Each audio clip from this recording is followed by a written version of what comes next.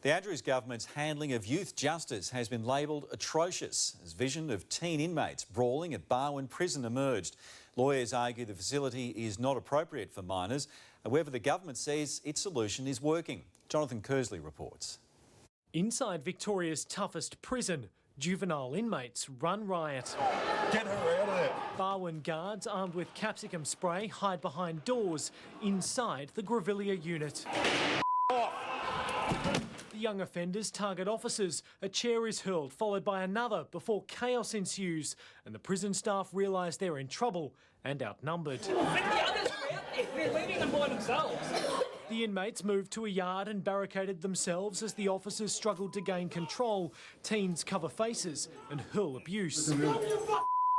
This is just a frightening snapshot inside Victoria's youth justice crisis. Daniel Andrews' handling of the whole youth justice system is atrocious. Video of the February 13 riots that resulted in one officer being injured have been released as lawyers for the child criminals argue in court Barwon is incapable of meeting children's human rights.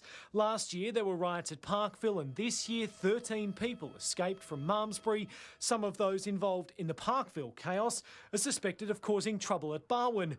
Hours after the violence there, the government was claiming a victory. Exactly the processes we put in place were deployed last night and they worked. A quick response to close Parkville and build a so-called Supermax youth prison near Werribee was met with local fury. We'll call it Tim's Palace.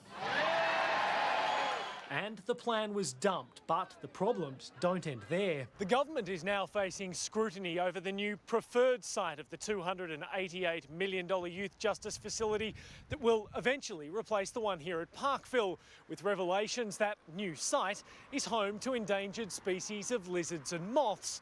There are now calls for an environmental report to be carried out and the findings publicly released. Today, Minister Jenny Mikakos refused to take questions. Instead, a spokesperson issued a statement saying the Grevillea unit is functioning appropriately as a youth justice centre. Meanwhile, behind closed doors, tensions simmer. Jonathan Kersley, 9 News.